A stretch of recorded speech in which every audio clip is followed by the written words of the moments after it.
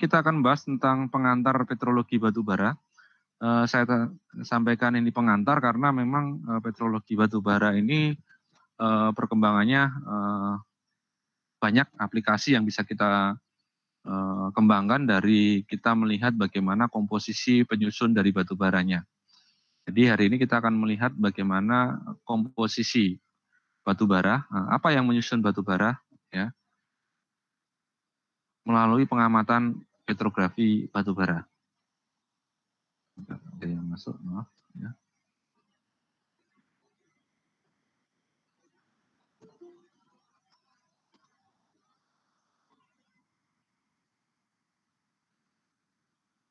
Ya. Kalau kita lihat ya secara ada masuk.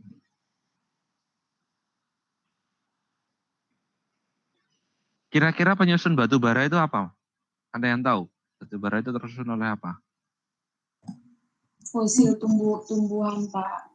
Fosil tumbuh-tumbuhan ya. Jadi beberapa kali saya mungkin pernah menyebut bahwa batubara itu tersusun oleh material organik yang berasal dari tumbuh-tumbuhan. Jadi ada material organik ya, komposisi utama dari batubara. Nah selain itu juga nanti ada material non-organik ya, biarpun nanti jumlahnya tidak banyak. Ya, benar ya Mbak ya, jadi tumbuh-tumbuhan dalam hal ini sudah terubah menjadi material organik. Nah, batubara ini sebenarnya ini penyusunnya. Jadi batubara itu tersusun oleh dua komponen utama, yaitu adalah material organik sebagai penyusun utama dan sedikit nanti adalah material non-organik. Ya. Jadi material organik dalam batubara itu apa? Ya, material organik di dalam batubara itu terkelompok menjadi 3 grup besar, yaitu adalah yang namanya grup vitrinates, kemudian liptinate dan inertinate. Jadi vitrinates, liptinate dan inertinate ini adalah kelompok grup maseral, ya maseral. Maseral itu adalah material organik penyusun batubara, dibagi menjadi 3 grup utama. Ini merupakan penyusun utama dari batubara. Kemudian nanti ada material non-organik ya, bisa dari sedimen atau mineral lain ya yang mengisi retakan-retakan dalam batubara.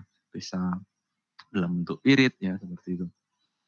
Nah itu material non-organik. Nah material organik di dalam batubara tadi saya sampaikan ada 3 kelompok besar yaitu adalah vitrinates, liptinate dan inertinate. Grup vitrinates ini merupakan grup maseral ya atau material organik ya, maseral itu material organik dalam batubara yang tersusun oleh material asalnya adalah dari serat kayu ya. Jadi vitrina itu dari serat kayu, bisa dari batang kayunya ya, dari batang, kemudian akar maupun dari jaringan daun ya, jaringan daun. Kemudian grup liptinates. Nah, grup liptinates ini tersusun oleh material-material dari organ tumbuhan ya, dari organ tumbuhan. Bisa dari kutikula, ya, kemudian dari spora, kemudian dari getah tanaman atau resin, ya, nanti kita sebut sebagai resin dari getah.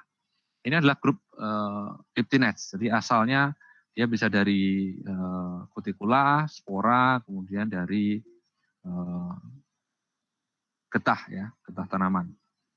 Ntar ada yang masuk ini. Nah, kemudian ada grup inertinates, ya, grup inertinates itu berasal dari tumbuh-tumbuhan yang secara teoritis dia sudah terbakar atau karkul. Ya. Karkul ini adalah tumbuh-tumbuhan yang sudah terbakar, ya, kemudian dia ikut membentuk material organik di dalam batubara. Ya. Bisa juga nanti dari jamur ya, jamur dalam tumbuhan itu juga bisa kita masukkan dalam grup inertinates. Ya.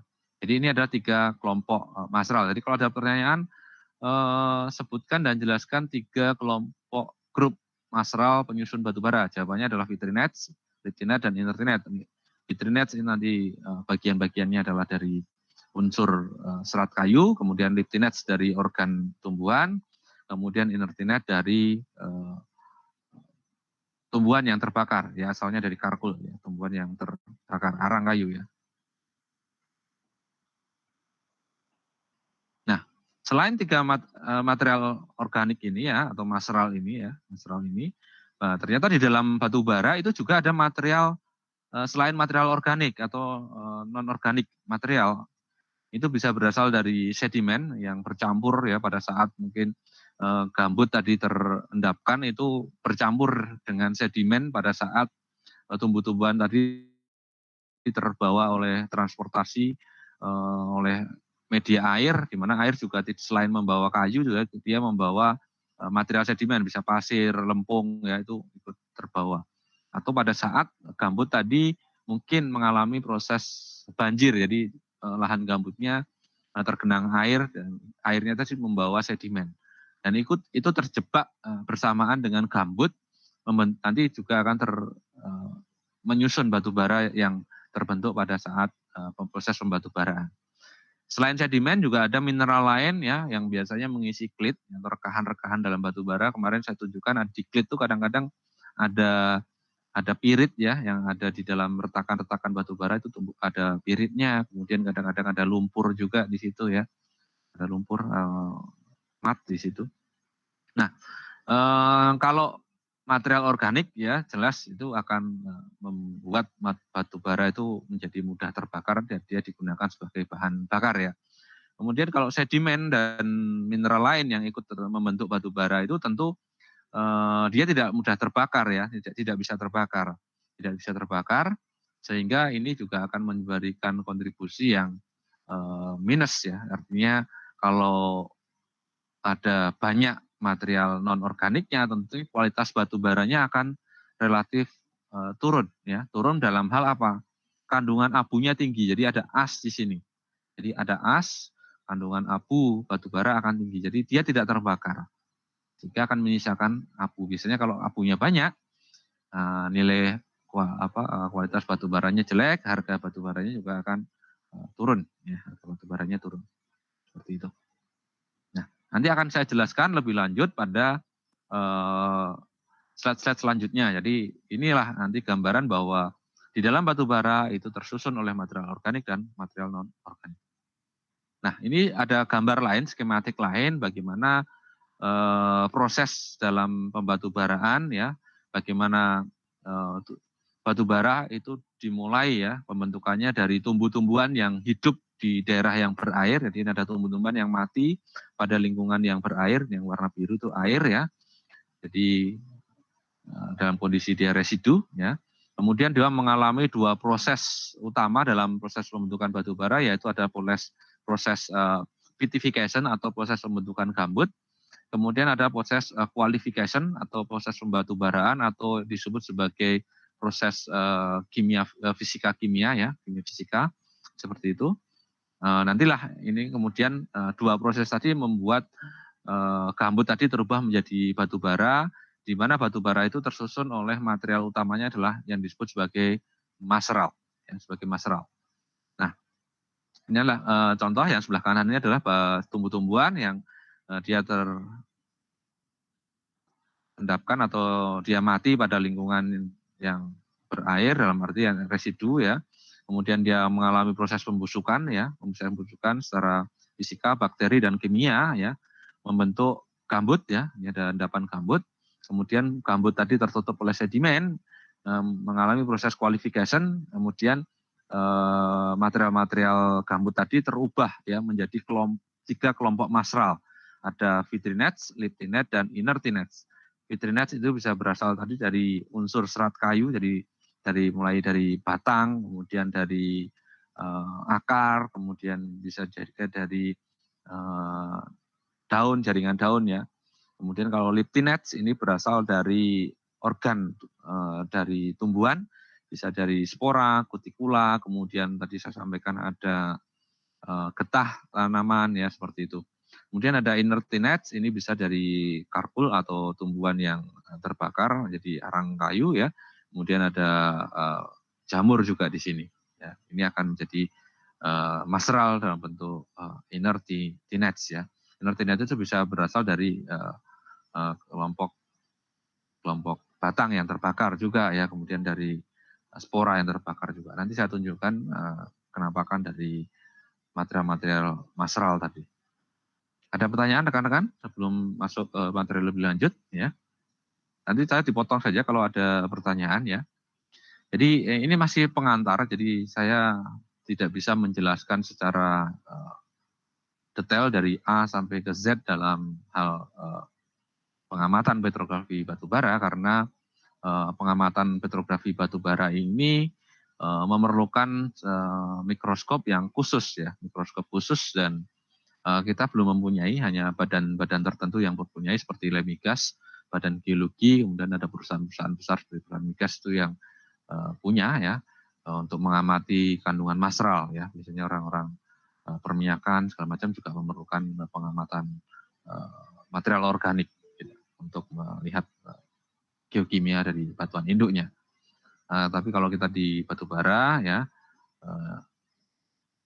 itu juga penting ya. Contoh lagi kalau kalian nanti bermain di CBM nanti juga akan memudahkan kita. Nanti saya akan contohkan di belakang bagaimana kita melihat dari kandungan masral tadi untuk menentukan peringkat batubara, kemudian bagaimana kemunculan dari gas. Ya itu bisa dilihat dari pengamatan petrografi ini. Sedangkan di level kampus memang kita belum punya karena harga mikroskopnya itu satu itu sekitar 2 M ya, sekitar 2 miliar sehingga harganya memang luar biasa masih mahal. Tapi pada prinsipnya kita masih bisa mempelajari. Jadi kalau saya dulu di perusahaan ya itu kadang kita hanya memasukkan ke lab ya, saya mau menguji masral batubara saya masukkan ke lab, nanti orang lab yang akan melakukan deskripsi, kemudian membagi, mengelompokkan, ya, klasifikasikan grup masralnya, kemudian persentase kandungan masralnya, sampai nanti pengamatan detailnya di petrografinya. Nanti kita tinggal terima hasilnya, seperti itu. Tapi pada prinsipnya nanti hari ini kita akan membicara secara umum dulu. Jadi petrografi batubara ini kita mempelajari bagaimana ya dalam petrografi batubara memberikan dasar pemahaman tentang genesa, ya, genesa dari batubara. Genesanya dari mana batubaranya? Kemudian sifat-sifat dan arti penting unsur organik di dalam batubara. Kita akan pelajari bagaimana genesa batubaranya, ya, bagaimana batubara tadi terbentuk. Dari pengamatan masral ini kita bisa menentukan kira-kira lingkungan pengendapannya seperti apa, itu juga bisa pada saat batubara terbentuk. Kemudian perkiraan apakah tumbuh-tumbuhan yang membentuk gambut tadi berasal dari tempat yang sama atau menurut teori situ, ataukah berasal dari tumbuh-tumbuhan yang hidup di tempat lain kemudian mengalami proses transportasi kemudian terendapkan pada cekungan. Itu bisa kita amati dari pengamatan petrografi batubara. Kemudian sifat-sifatnya bagaimana kita menentukan peringkat batubara itu juga bisa kita lihat dari mengamati kandungan masral yang ada di batubara.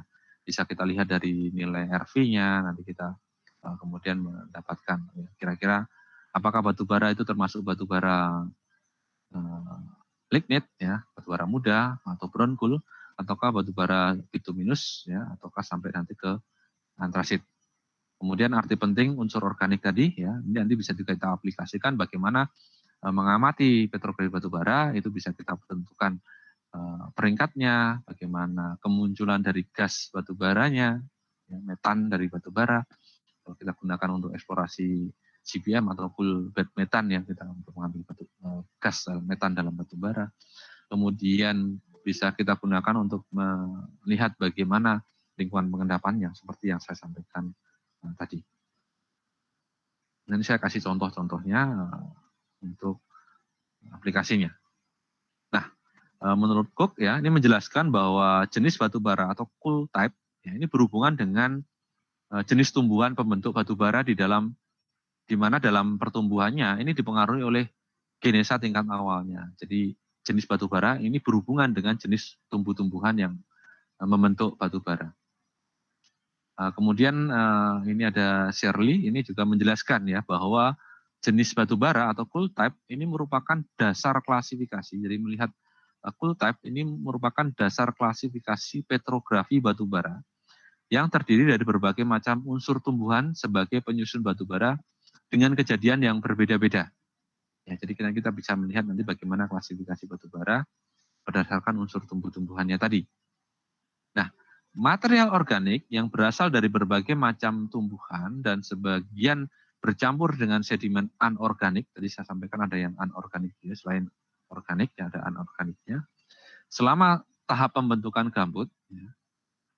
Oleh karena itu, ya, jenis batu bara atau cool type ini ditentukan pada tahap biokimia yang dapat diperlukan untuk mengetahui lingkungan pengendapan batu bara. Terutama ini berdasarkan material organiknya. Ya, jadi kita melihat bagaimana macam tumbuhan tadi yang bercampur dengan sedimen organik selama proses tahap pembentukan gambut. Ya.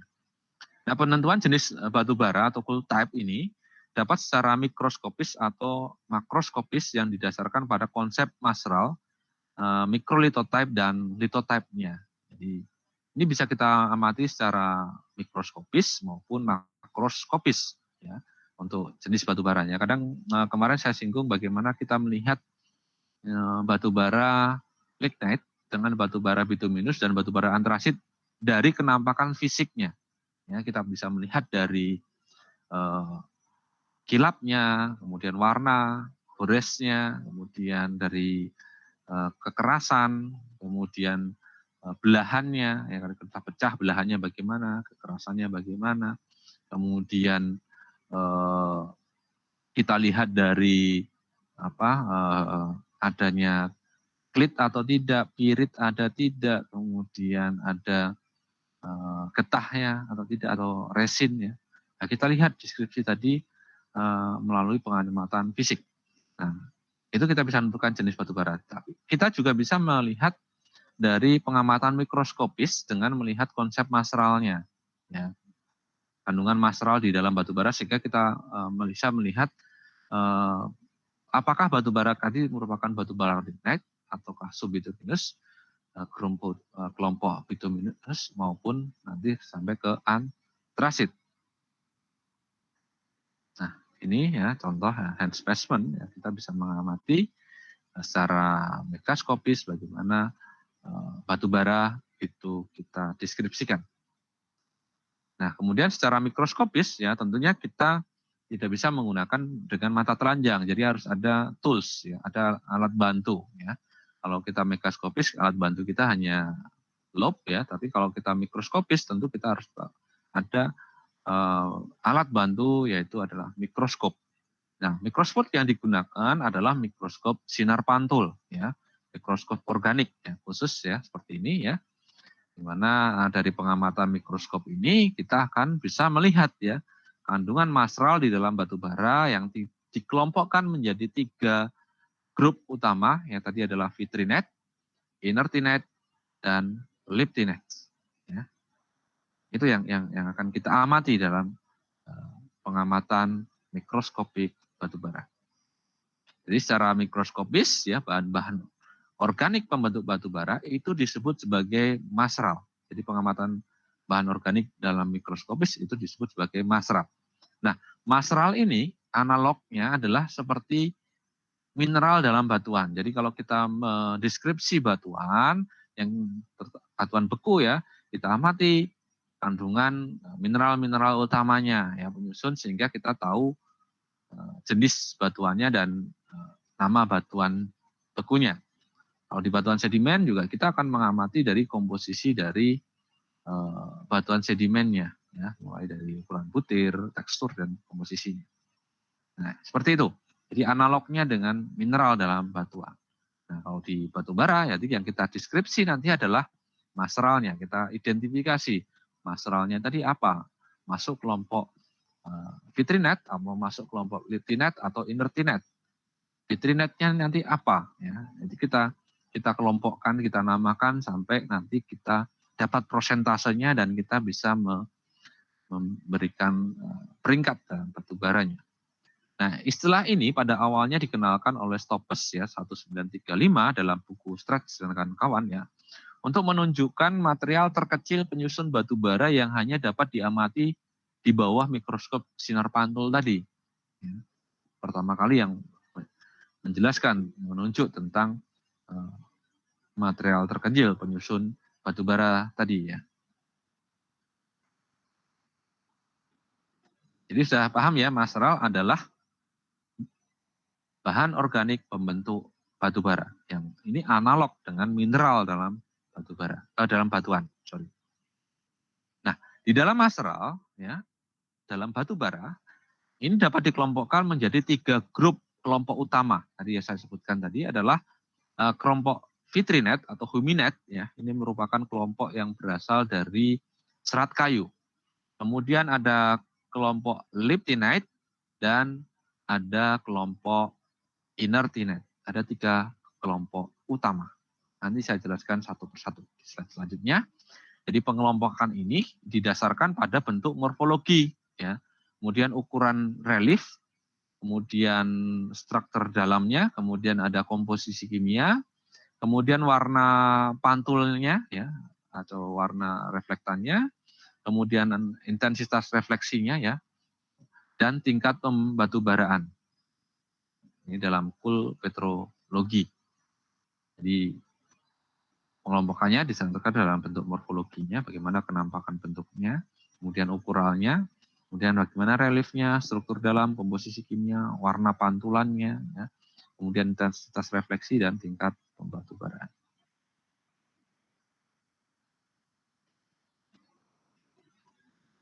Nah, pembagian mineral ini mulai dari grup, ya, dari grup kelompok mineral. Jadi kita bisa mengelompokkan dari kelompok dulu mineralnya, kemudian ada subgrup mineralnya, kemudian dari jenis mineralnya. Pengelompoknya seperti itu, ya. Kita kelompokkan dulu dari grup yang besarnya, yang terdiri dari vitrinet, liptinite, dan inertinet tadi. Kemudian ada subgrup mineral sampai nanti jenis mineralnya. Ini kita mengacu pada Australian Standard, ya, AS 2856 tahun 1986. Nah, grup yang pertama adalah grup vitrinet atau huminet. Ya. Ini berasal dari tumbuh-tumbuhan yang mengandung serat kayu atau woody tissue, ya, seperti batang, kemudian akar, dahan, dan serat daun. Ya, ada serat daun di situ. Nah, vitrinet ini umumnya merupakan bahan penyusun utama. Jadi, keterdapatan vitrinet di dalam batu bara itu lebih dari 50%. Melalui pengamatan mikroskop refleksi, ya, refraksi, grup vitrinet ini memperlihatkan warna coklat kemerahan sampai gelap. Ya, reflektan. Semakin tinggi peringkat batu bara, maka semakin gelap warna mineralnya. Nah, demikian pula sebaliknya, ya, kalau semakin rendah maka warna mineralnya akan semakin terang. Ya. Melalui pengamatan mikroskop refleksi, ya, grup vitrinet ini memperlihatkan warna pantul yang lebih terang, ya, mulai dari abu-abu tua sampai abu-abu terang. Semakin tinggi peringkat batu baranya, maka semakin terang warna pantulan yang dihasilkan. Ya. Kemudian grup yang kedua, ya, grup yang kedua ini memang lebih kecil dari vitrinet, ya, jumlahnya. Nah, ini berasal dari organ tumbuhan, ya, bisa dari ganggang, alga, spora, kotak spora, ya, kutikula, ya, atau kulit luar. Kemudian ada getah tanaman atau resin, kemudian ada serbu kayu atau serbu sari, ada polen. Ya. Nah, grup litinet ini memiliki kandungan hidrogen paling banyak, jadi kandungan hidrogennya masih banyak di sini. Kemudian kandungan karbon paling sedikit bila dibandingkan dengan grup mineral yang lain.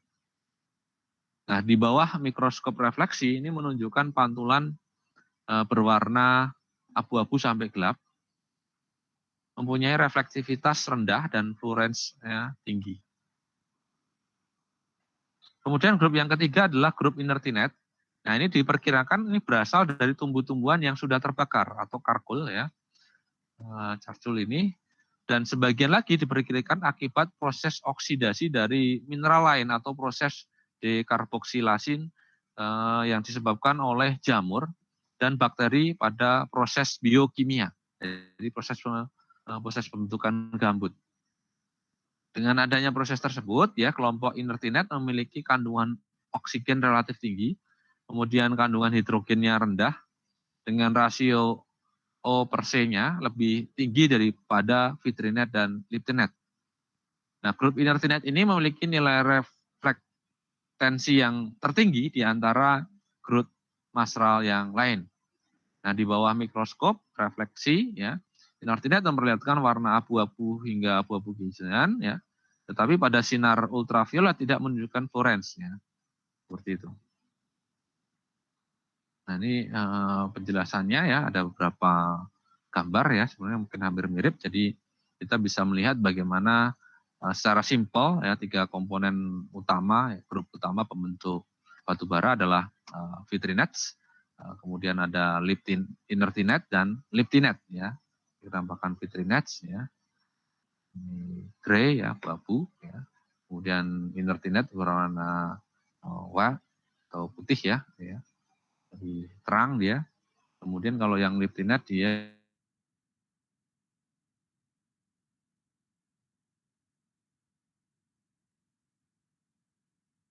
situ ya, gelap. Nah, menurut ASTM tadi dibagi menjadi pengelompokannya, kita mulai dari grup, kemudian subgrup maseralnya, ada subgrupnya, kemudian sampai ke jenis maseralnya. Jadi kita kelompokkan seperti itu dalam pendeskripsiannya. Jadi dari grup yang besarnya, kelompok besarnya, jadi vitrinet, liptinet, dan inertinet.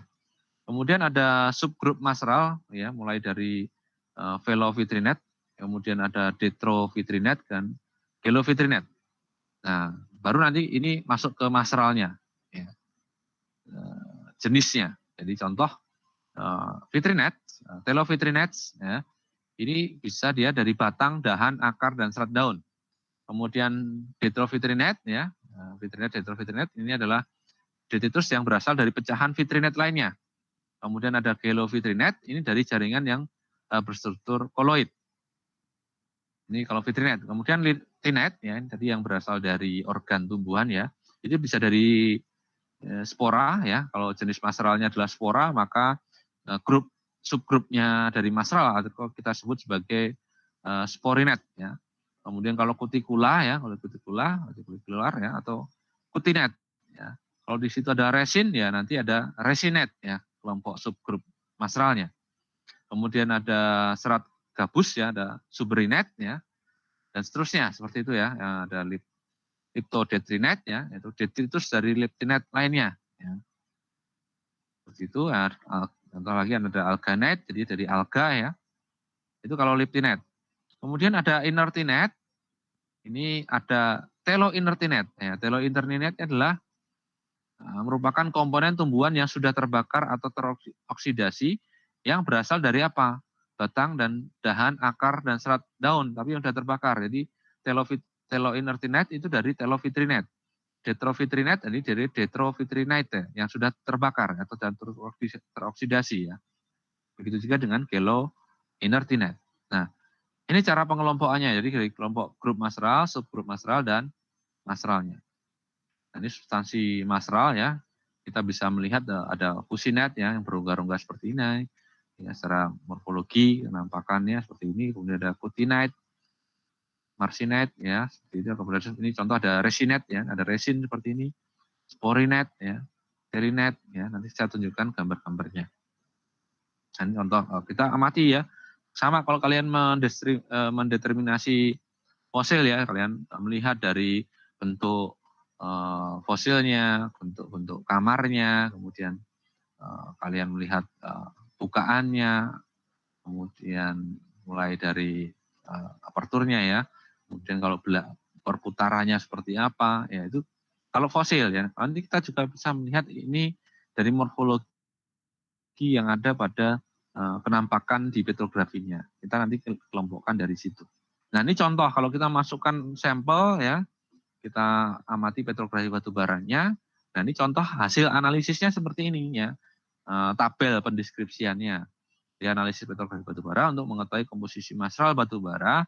Ini contohnya itu dilihat dari kelompok maseralnya. Ya, ini ada kelompok vitrinet ya. Vitrinetnya banyak ya, saya sampaikan secara teoritis dia kandungannya lebih dari 50%. Dan ini benar ya, ini 80% ya.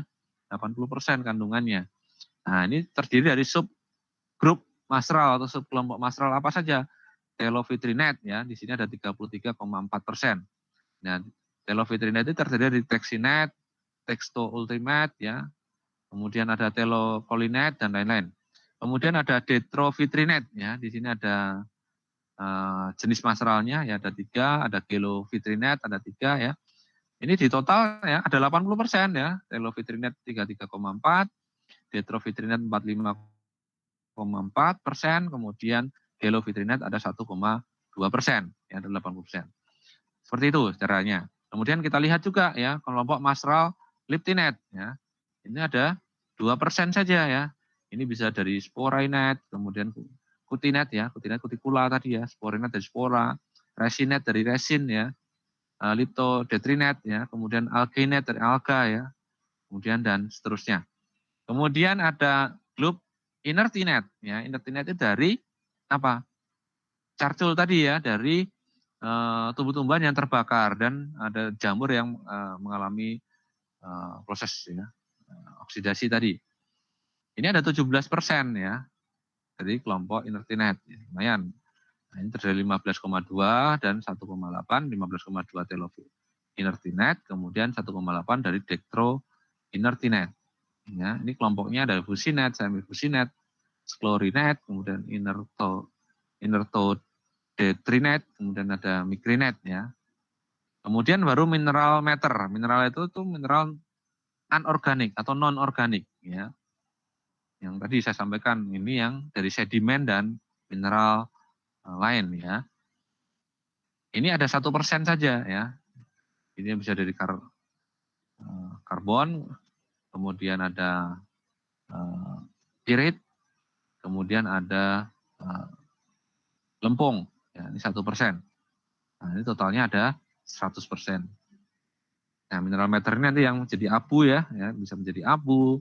Kalau pirit itu saya abu juga nanti bisa menimbulkan kadar sulfur di situ ya, seperti itu. Ada clay juga dari abu. Ini ya contoh analisis petrografi batu bara. Nah, ini contoh kenampakan yang kalau kita amati ya, kita bisa mengamatinya pada posisi reflektan ya. Ini ada Masral Telokolinet ya, seperti ini ya. Perbesarannya 20 kali ya. Ini pada contoh nomor 5 ya, seperti itu. Kemudian ini ada pengamatan Exodatinet ya. Ini juga pada pengamatan sinar fluorens perbesaran 20 kali, dan yang B ini adalah sinar reflektan perbesaran 20 kali. Jadi kita bisa mengamati secara fluorens kemudian dengan sinar reflektan, ya, dua pengamatan itu. Nah, kemudian ini ada pengamatan yang lain ya, kita bisa melihat di sini ada pengamatan semi-fusinet, kemudian susinet, subrinet ultimate, kemudian ada desinet ya, kemudian liptodetrinet di sini juga ada ya. Jadi ini kelompok fusinet yang seperti ini, yang berunggah-unggah seperti ini. Ini ada subrinet ya, kemudian ada semi-fusinet ya, sama dengan hampir mirip dengan fusinet sini ya, ya berunggah-unggah tapi tidak sebesar fusinet ya. Kemudian ada liptodetrinet ya di sini ya, liptodetrinet. Ini ya sini detrinet. Nah, itu contoh. Jadi kita tinggal mencocokkan ya kira-kira kenampakan morfologi bentuk-bentuknya tadi seperti apa ya, kemudian secara pantulan dan fluorens dan reflektannya seperti apa. Ini contoh juga ya pengamatan desomokolinet ya. Kemudian ini ada pengamatan fombroidal pirit ya, pirit. Ini juga pengamatan yang lain ya, yang sebelah kanan ini adalah alginet ya, contoh pengamatan alginet ya, alga. Kemudian ini yang exudatinet ya. Ini kalau kalian nanti bekerja di Lemigas, bekerja di Badan Geologi atau yang berkecimpung dengan di LIPI ya, peneliti ya, kalian akan banyak mengamati seperti ini kalau nanti kalian bekerja di batubara ataupun di yang berhubungan dengan mineral organik ya. Jadi nanti kalau kalian di migas ya, nanti di batuan induk ya, nanti kan juga akan mengamati tentang masral-masral seperti ini ya. Kemudian ini adalah kelompok masral resinet ya, contoh ini resinet seperti ini ya, resin atau getah ya. Ini contoh liptodetrinet yang sebelah kiri ya. Dan yang kanan ini adalah yang pengamatan sporinet atau spora, pengamatan spora.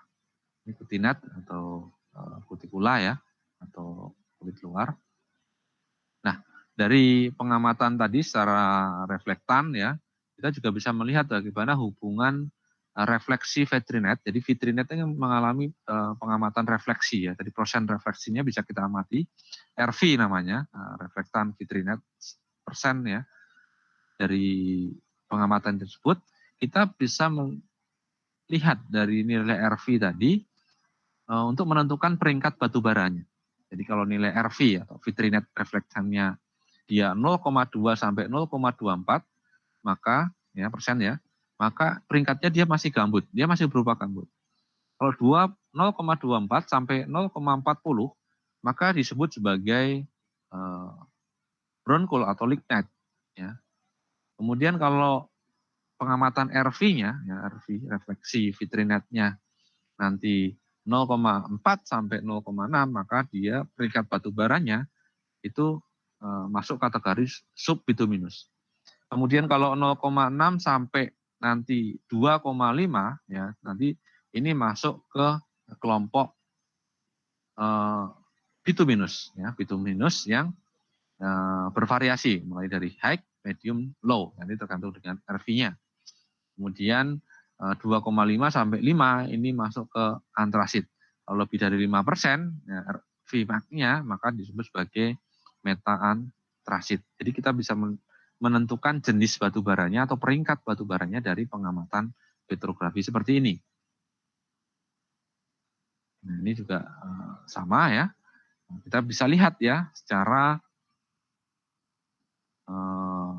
tabel ini klasifikasi batu bara berdasarkan peringkat ya dan indikasi dari kematangan organiknya, ya, kematangan organik. Ini kita lihat ya, kita melihat dari yang antrasit, bituminus, subbituminus dan lignit ya. Ini bisa kita lihat dari nilai vitrinate reflectance ya, RV-nya, kemudian dari volatilmeternya. Yang kita tunjukkan adalah yang di vitrinate reflektannya atau reflektan vitrinet atau RV-nya. Jadi kalau antrasit tadi ya mulai dari 2,5 ya ini antrasit ya, semi antrasit itu 1,92 ya. Kemudian kalau bituminus ya mulai dari high sampai low ya itu 0,5 sampai 1,92 ya. Kemudian subbituminus itu dari 0,42 sampai 0,5. Nah kurang dari 0,42% ya itu disebut sebagai lignit ya. Bisa lignit A, lignit B, nanti juga bisa kita lihat dari kandungan moisture-nya juga ya. Nah dari sini ya kita bisa lihat ya di sini ada hidrokarbon generation. Jadi bagaimana proses hidrokarbon itu muncul. Ya, sebagai contoh ini, early gas, ya, gas itu mulai muncul ini pada saat di lignit ke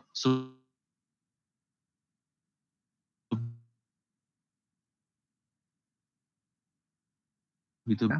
Untuk bagian yang high volatil ya, kemudian untuk yang low volatil, kemudian dry gas, ya, seperti itu. Jadi kita bisa melihat hubungan ya antara bagaimana peringkat batu bara dan indikasi dari kematangan organiknya.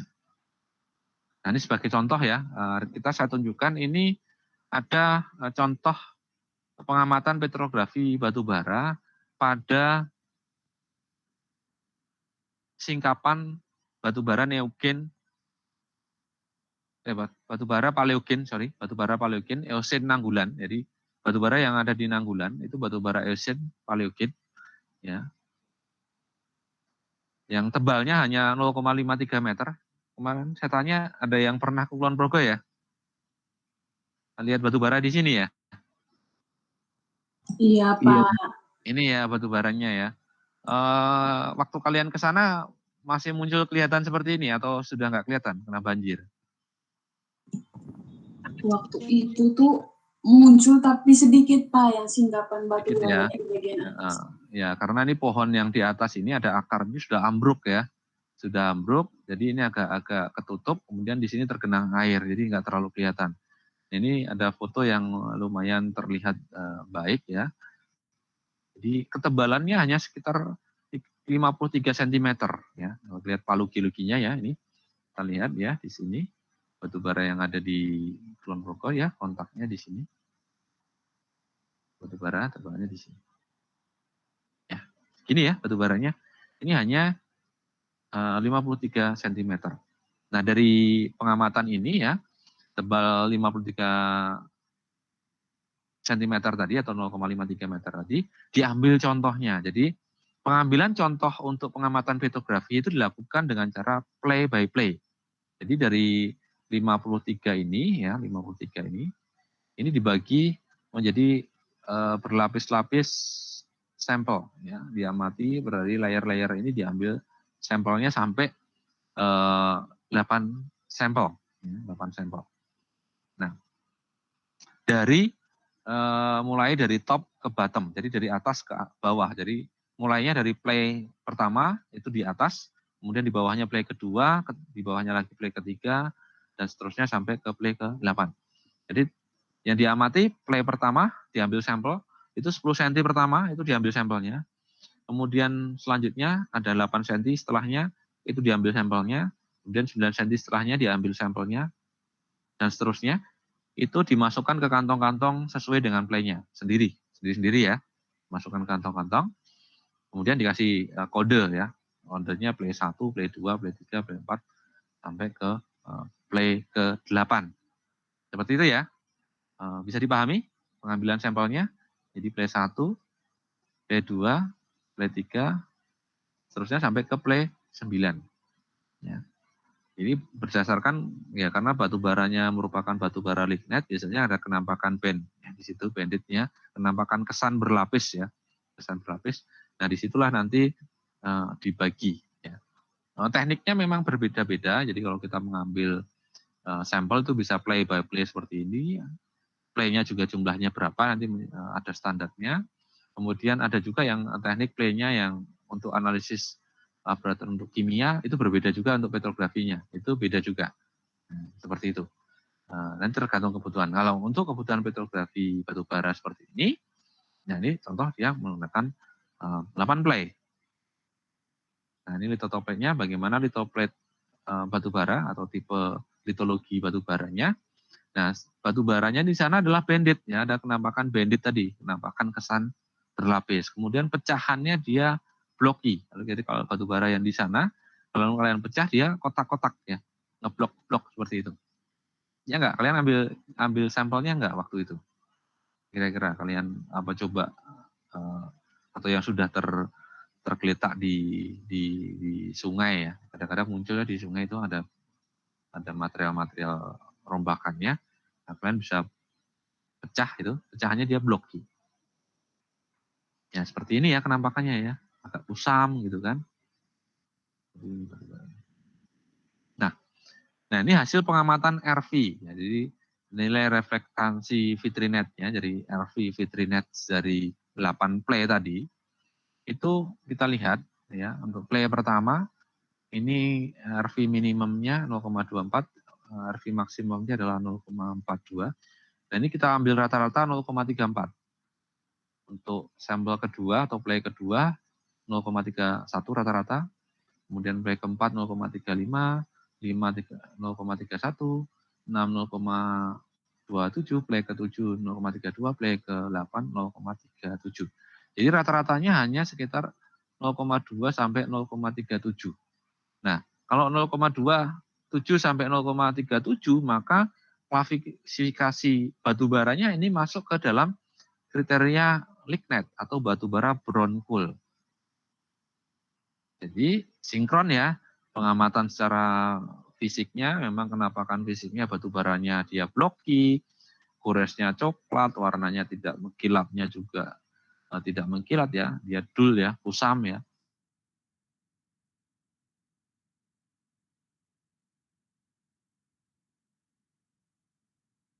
Kemudian dia banyak kandungan airnya, kalau kita airnya tinggi seperti itu ya, dari kenampakan fisik. Tapi kemudian kita amati secara petrografi melihat reflektansi vitrinetnya, karena kita menggunakan mikroskop sinar pantul, kita bisa mendapatkan nilai RV-nya. Nah, rata-ratanya adalah ini. Sehingga kita bisa menentukan klasifikasinya adalah lignet. Ini contoh aplikasi dari pengamatan petrografi batubara. Jadi ini kalau kita bikin grafik ya, ini adalah nilai RV rata-rata, kemudian ada nilai contoh ya, ini untuk sampel play 1, 2, 3, sampai ke 8 ya. Ini rata-rata adalah di sini ya. Di sini ya batasnya nih. 0,27 sampai 0,37. Jadi di sini aja. Nah, ini masuk ke dalam peringkat lignet. Nah, ini saya ambil memang dari Basuki Rahmat ya, dosen saya dulu. Ada papernya, silakan kalau kalian mau download. Ada papernya tahun 2010 tentang petrografi batubara dari batubara Eosen Nanggulan. Ya. Nah ini contoh ada hubungan tadi. Ya, kita bisa memplottingkan bagaimana peringkat batubara. Peringkat batubara ya, berdasarkan nilai RV ya, yang tadi berkisar adalah 0,35 sampai 0,38 ya untuk maksimalnya RV max-nya. Nah ini masuk ke kriteria lignet. Nah, ini di mana ya nilai RV-nya ya? Nilai RV-nya adalah di sini ya. Kita lihat dari reflektannya ini ya, nilai reflektan vitrinetnya ini. Ini tabel reflektan vitrinetnya. Nah, tadi sekitar 0,35 sampai 0,37 ya. Kita 38 ya. Tadi rata-ratanya memang 0,7 ya, berkisarnya adalah segitu maksimalnya. Ya, letaknya di sini ya. Letaknya di sini. 0,35, 0,37.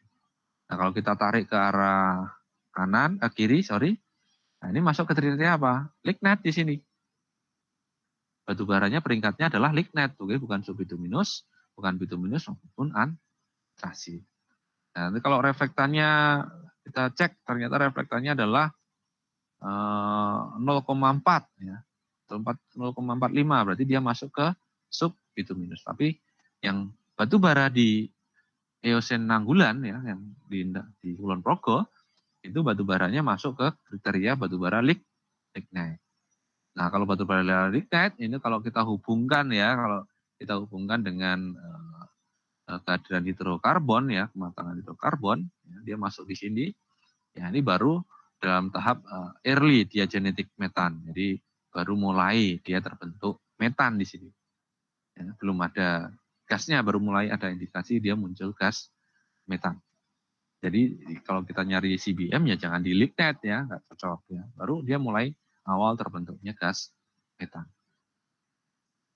Kalau nanti dia turun ya sampai ke bagian sini ya metannya sudah terbentuk ya mungkin ya di bagian ini. Jadi early ya memang sudah ada metannya, sudah muncul gas metannya tapi belum dalam jumlah yang besar. Kemudian aplikasi yang lain ya dalam kita mengamati petrografi batubara, ya kita bisa menentukan bagaimana interpretasi lingkungan pengendapan batubara. Jadi batubara yang ada di sampel ya, itu kira-kira lingkungan pengendapannya seperti apa berdasarkan komposisi materialnya. Ya, kita bisa lihat di sini menurut Dassault ya, telah memperkenalkan sebuah diagram dengan menggunakan dua parameter utama, TPI atau tissue presentification, kemudian ada gelification ya, indeks atau GI, nilai GI-nya. Nilai GI-nya. Nah, kedua parameter tersebut dapat dihitung dengan menggunakan rumus ya. Nilai TPI ini sama dengan telinet, kemudian telokolinet ditambah pseudovitrinet ya, semifusinet, kemudian tambah fusinet dibagi menjadi ke material vitrodetrinet, desokolinet dan inertodetrinet ya. Kemudian GI atau gelification index ini berdasarkan huminet ditambah geloinertinet per inertinet kecuali magrinit ya. Nah, TPI dan ini menunjukkan perbandingan antara struktur jaringan yang masih terjaga terhadap struktur jaringan yang sudah terdekomposisi. Sedangkan GI atau Gelification Index ini merupakan perbandingan komponen yang tergelifikasi terhadap komponen yang terfusinitkan. Nah, ini contohnya untuk di batu bara yang ada di formasi Nanggulan Kulon Progo, ini dari sampelnya tadi, ini masuk di sini ya, ini diplottingkan dari hasil plotting nilai TPI dan nilai GI-nya, ini sampelnya tadi masuk di sini. Ya. Berarti ya hasil plotting nilai GI dan nilai TPI ya terhadap model lingkungan pengendapan menurut DESOL 1986 ya, spasies batubara Nanggulan ini terbentuk pada lingkungan telmatik hingga limnik telmatik atau disebut Mars ya, atau lingkungan rawa ya. Jadi memang lingkungannya dia lingkungan pasang surut ya, rawa dan sampai ke pasang surut seperti itu. Lingkungan rawa seperti itu. Nah, ini memang cocok juga kalau dilihat dari lingkungan pengendapannya dari formasi Nanggulan itu memang dimulai dari endapan-endapan delta, rawa, kemudian sampai nanti dia transisi sampai ke lingkungan neritik ya. Kalau kita lihat sampai ke atas.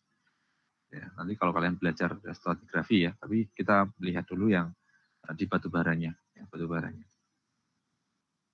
Nah, mungkin itu yang saya sampaikan untuk di pengantar bagaimana kita melihat kandungan material organik atau mineral di dalam batubara sebagai penyusun batubara secara petrografi dan beberapa tadi contoh kasus studi kasus tentang aplikasinya. Kita bisa menentukan bagaimana peringkat batubaranya, kemudian dari nilai GI dan TPI yang terkandung dari mineral yang ada di dalam batubara itu kita bisa melihat kira-kira fases batubara pada Nanggulan itu pada lingkungan apa ya, seperti itu. Ini contoh studi kasusnya.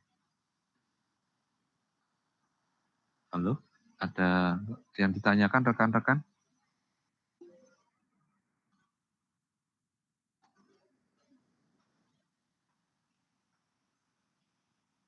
Halo?